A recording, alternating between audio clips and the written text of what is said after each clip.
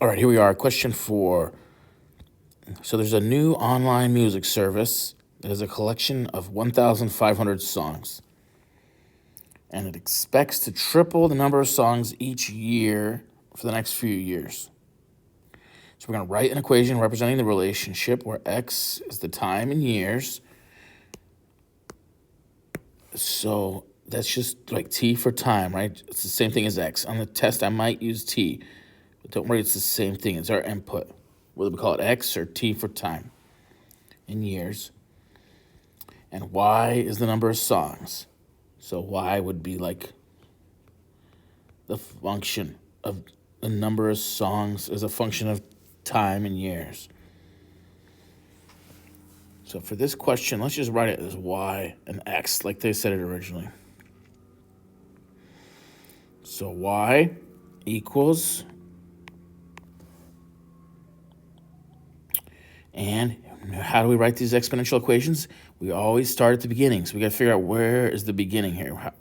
My equation starts the same way the word problem starts, or this question. It looks like they started with 1,500 songs. So that's going to be the first thing we put in here.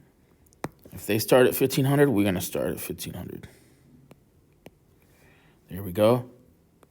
Now we're going to multiply times our growth factor, whatever this number is that we keep multiplying by. And I'm seeing in my word problem, it says right here that they expect that their number of songs is going to triple each year. So triple means times 3. So times 3, here's my rate of change, or my growth factor. And now where does the variable go? The x value, the input.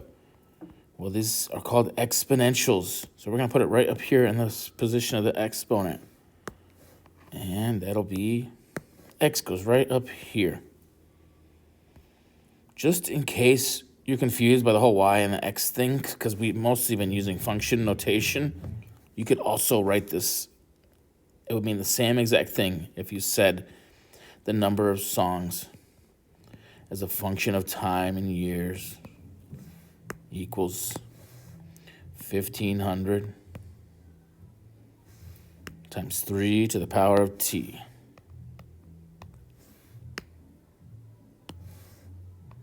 You don't have to write it both of these ways, right? You just remember, start at the beginning. Where did you start? Plug that number in first to your equation and find the rate of change. If we're saying that there are songs we're going to be half as many each next year, it would be 1/2. If they said they were doubling, we'd multiply times 2 every time. This says it's tripling, so we're going to multiply times 3 every time. And we just need to remember that our exponent goes up in the exponent position, our variable, whether we call it t for time or x. It's the same thing.